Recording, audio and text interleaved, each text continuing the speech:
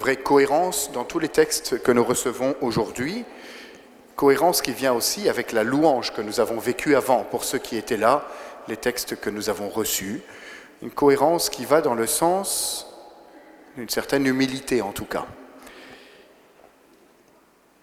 Je vous propose cette question qui va guider mon homélie, c'est comment nous positionner en tant que chrétiens dans le monde, c'est-à-dire au milieu de ceux qui ne sont pas chrétiens. Comment vivre notre situation, notre état, notre identité de chrétien au milieu d'un monde qui ne l'est pas et qui ne connaît pas Dieu. Je vous donne tout de suite la réponse, mais après j'argumenterai un peu. En fait, notre état de chrétien, ce qui fait que nous sommes définissables, c'est que nous nous reconnaissons humbles et fragiles. C'est ça. Non pas que nous sommes puissants et nombreux, d'ailleurs ce n'est pas le cas, mais nous sommes humbles et fragiles. Et à travers cette humilité, cette fragilité, Dieu peut passer. Et Dieu peut passer à travers nous et toucher d'autres. Voilà comment nous sommes appelés à être chrétiens. On voit qu'on a du boulot tous dans nos vies, mais les textes d'aujourd'hui nous mènent à cela, à comprendre cela. Nous sommes appelés à vivre aussi de nos fragilités, de nos limites, de nos faiblesses. Alors on n'a pas forcément l'impression que nous sommes fragiles déjà dans l'Église. Voilà, on est nombreux ici, c'est bien, on se tient chaud. Mais combien y a-t-il de chrétiens dehors ? Et dans le monde du travail, même dans nos familles, nous voyons que les chrétiens, ceux qui ont une relation avec Dieu, sont très peu nombreux. J'ai regardé un peu des statistiques. En 2009, le taux de pratique le dimanche était de 4%, 4,5%. Ça, c'était en 2009. Je pense que ça a encore baissé. Eh bien, il ne s'agit pas de se lamenter là-dessus. Il s'agit de voir une immense chance à saisir. Nous sommes pauvres, nous sommes faibles, nous sommes un petit nombre. Eh bien, c'est une immense chance à saisir. C'est une grâce que nous vivons en ce moment, qui n'était pas à vivre il y a 50 ans. Et on verra les 50 prochaines années, mais c'est la grâce que nous avons à vivre en ce moment. Nous sommes faibles et pauvres et peu nombreux. Parce que du coup, nous sommes obligés de reconnaître que c'est Dieu qui va œuvrer. Et ce n'est pas nous. Nous sommes très peu nombreux. C'est ce que nous entendions dans la deuxième lecture. Ce qu'il y a de faible dans le monde, voilà ce que Dieu a choisi pour couvrir de confusion ce qui est fort. Ce qui est d'origine modeste et méprisé dans le monde, ce qui n'est pas, voilà ce que Dieu a choisi pour réduire à rien ce qui est. Dieu nous choisit avec notre humilité et avec notre fragilité pour être ses serviteurs. Je vais décliner ces deux points-là, de l'humilité et puis de la fragilité. Cette humilité tout d'abord, c'est le grand paradoxe que nous sommes appelés à vivre. C'est-à-dire que dans notre travail, dans notre société, nous sommes appelés à montrer que nous sommes forts, qu'on peut compter sur nous. Et en même temps, c'est à travers notre faiblesse que Dieu va pouvoir agir. Et vu que l'horizon de notre vie, c'est notre relation à Dieu, nous sommes appelés aussi à pouvoir montrer notre faiblesse, notre humilité, vous voyez. Car nous savons que nous n'avons rien à craindre. Et c'était la première lecture. Nul ne viendra les effrayer, ce petit reste qu'il y a là, nul ne viendra les effrayer parce que le Seigneur est avec eux. L'humble ne s'inquiète de rien.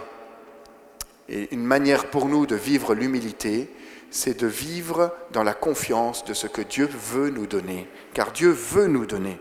C'est ce que nous avons chanté dans le psaume. Le Seigneur fait justice aux opprimés, aux affamés, il donne le pain. Le Seigneur délie les enchaînés. Et nous avons répété à chaque fois que nous avions confiance en Dieu, que le Seigneur était celui sur lequel nous appuyons notre foi. Voilà cette humilité à laquelle nous sommes appelés, qui est notre humilité de chrétien. Nous savons que c'est Dieu qui œuvre à travers nous et que notre petit nombre, notre faiblesse, tout ça nous permet justement peut-être de manière particulière dans ces temps qui sont les nôtres, de vivre cette relation à Dieu au milieu du monde. Deuxième point qui est celui de notre fragilité. Se reconnaître humble, c'est bien, mais voir aussi nos fragilités. C'est un autre point qui est important et parfois qui est assez délicat dans chacune de nos vies. Vous êtes appelés à reconnaître et à montrer, dans une certaine part en tout cas, votre fragilité.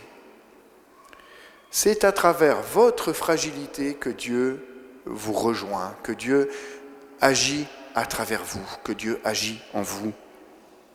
Je vous rappelle cette phrase de saint Paul. « Ce qu'il y a de faible dans le monde, voilà ce que Dieu a choisi, pour couvrir de confusion ce qui est fort. » C'est à travers vos fragilités, et vous en avez tous, nous en avons tous, des failles, des limites, des faiblesses, des fragilités.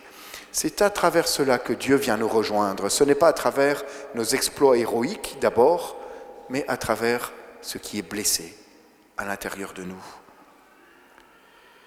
Tout votre agir de chrétien va passer à travers votre fragilité. Et je vous donne 2 éléments là-dessus. Tout d'abord, votre témoignage. Vous devez être capable de voir dans votre vie, non seulement où sont vos fragilités, mais comment Dieu vous a rejoint dans vos fragilités. Et je vous garantis que Dieu veut vous rejoindre dans vos fragilités.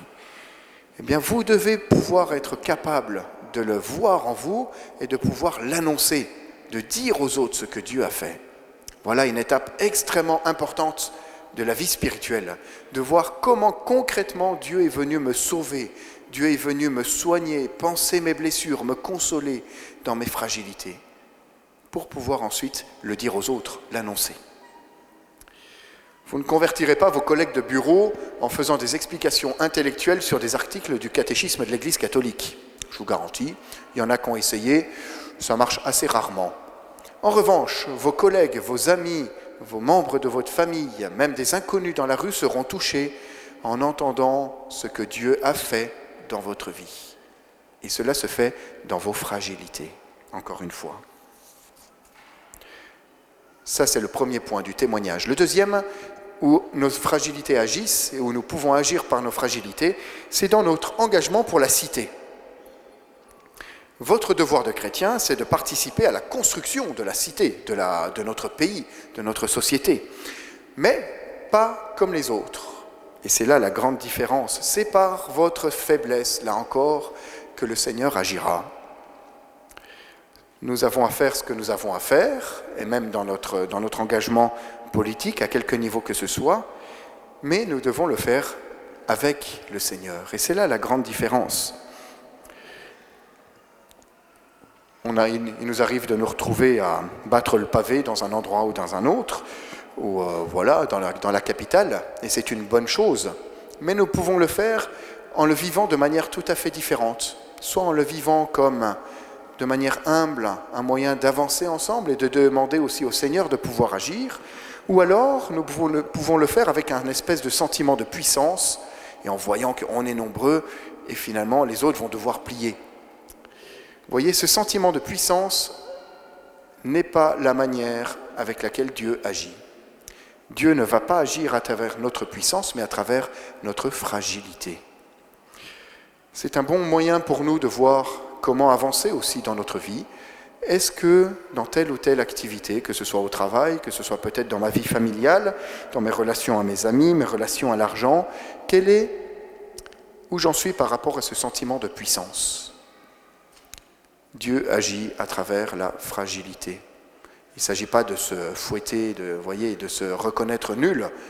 Ce n'est pas du tout ça, mais de voir comment Dieu agit dans ma vie.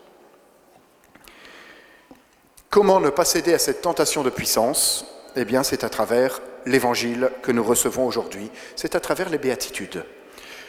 Les béatitudes, en fait, sont un immense portrait de Jésus, un magnifique portrait de Jésus, avec toutes les facettes. Eh bien, nous, en étant baptisés, nous sommes appelés à ressembler à Jésus. Alors, Jésus, lui, est parfait, il a toutes ses facettes. Nous sommes appelés à vivre de l'une, peut-être de 2 béatitudes. Tout simplement d'être un reflet, une facette de Jésus. Et chacun, vous êtes touché, c'est sûr, par une béatitude en particulier. Et certainement, ce n'est pas la même pour chacun de vous. Chacun, nous sommes touchés par une béatitude. Eh bien, chacun, c'est là où le Seigneur nous appelle peut-être à nous engager plus particulièrement et à le suivre plus particulièrement. Et si vous remarquez bien, ces béatitudes sont chacune, en fait, une blessure. Heureux ceux qui pleurent, les pauvres de cœur, les miséricordieux, ceux qui ont faim et soif de la justice. Chaque béatitude est en fait une faiblesse, une fragilité qui nous permet d'accueillir la grâce de Dieu. Et donc nous-mêmes, en étant appelés à ressembler à Jésus, nous sommes appelés à reconnaître à la fois cette fragilité, mais qui va être source de fécondité. Peut-être qu'en ce moment, une des béatitudes qui retentit le plus, et que je vois aussi chez les gens avec lesquels je discute, c'est la faim et la soif de justice. Nous sommes assoiffés de justice. Et en voyant l'injustice sociale, en particulier que ce soit au niveau le plus faible, en voyant les pauvres dans la rue, ou au niveau international, nous voyons cette espèce de colère qui monte en nous. Et cette colère est bonne, parce qu'elle nous montre justement que nous sommes assoiffés de justice. Voilà une manière de ressembler à Jésus, non pas d'être en colère, mais de ressentir cette faim et cette soif de justice qui va nous pousser en avant pour pouvoir œuvrer.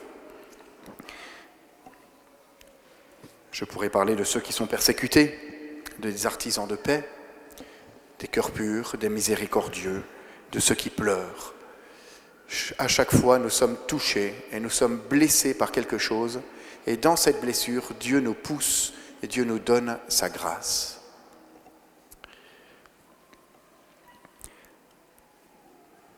En conclusion, je vous propose de lire un roman. Je vous invitais il y a quelques semaines à lire un livre dans la semaine, peut-être l'avez-vous fait, si ce n'est pas encore le cas, eh bien je vous propose un roman dont je vous ai déjà parlé, qui s'appelle « Le Maître de la Terre », en vente, au fond. Voilà, dépêchez-vous, il n'y a pas beaucoup d'exemplaires. Ce n'est pas la première fois que j'en parle, mais Benoît XVI en a parlé, le pape François en a parlé aussi, en disant que ça avait changé quelque chose dans leur vie. Je vous invite aussi à vivre ce changement à travers cette lecture. En fait, dans cette lecture, nous voyons l'Église dans une faiblesse extrême et un homme dans une faiblesse extrême. L'Église qui est presque sur le point de disparaître même. Et c'est alors que Dieu va agir avec le plus de puissance. Ce livre peut changer votre manière de voir votre relation à l'Église, votre relation à Dieu, votre relation au monde. Donc je vous invite vraiment à lire ce livre qui change nos vies. Voilà, c'est dans nos faiblesses, dans nos fragilités que le Seigneur veut agir. Si vous vous rappelez, pendant la messe du Christ Roi, c'était le 20 novembre dernier, je vous avais invité à déposer dans une corbeille pendant la quête, un point de souffrance, une fragilité, une faiblesse. Nous les avons toutes reçues, nous avons prié pour toutes ces intentions que vous avez déposées. Eh bien, tous ces papiers, tout ce que vous portez, je l'ai déposé au pied de l'autel, au début de la messe. Et nous allons célébrer la messe pour ces intentions. Peut-être que vous n'avez pas pu tous en déposer, vous n'étiez peut-être pas là. Eh bien voilà, pendant l'offertoire, c'est le moment aussi de pouvoir donner au Seigneur ses fragilités, ses faiblesses, ses blessures, ses souffrances. À travers ce que nous déposons, Dieu agit. Et dans ces lieux ténébreux que nous vivons, Dieu veut mettre sa lumière. Dieu veut agir là où nous sommes les plus blessés. C'est sûr, Dieu le désire. Eh bien, pendant cette semaine, je vous invite, tout simplement en vous rappelant ce que vous avez déposé au pied du Seigneur, je vous invite à décider avec foi que Dieu va agir dans ce que vous lui avez confié. Je vous garantis qu'il le fait. Jamais comme on pense qu'il le fait, c'est lui qui est Dieu, c'est pas nous. Mais je vous invite pendant cette semaine à exercer cet acte de foi, que Dieu voit vos blessures, que Dieu reçoit votre intention et que Dieu vous rejoint dans ce qui vous fait mal, dans cette blessure. Seigneur notre Dieu, nous savons que tu es un Père aimant, attentionné. Nous voulons te remettre aujourd'hui nos faiblesses, nous voulons te remettre nos fragilités, nos blessures. Avec foi, nous savons que tu vas agir là-dedans, dans ce qui nous fait mal. Seigneur, c'est toi qui nous rejoins, c'est toi qui nous consoles, c'est toi qui nous soignes, pour que nous puissions ensuite témoigner de ta vie, de ta douceur, de ta délicatesse, de ton amour auprès du monde entier. Amen.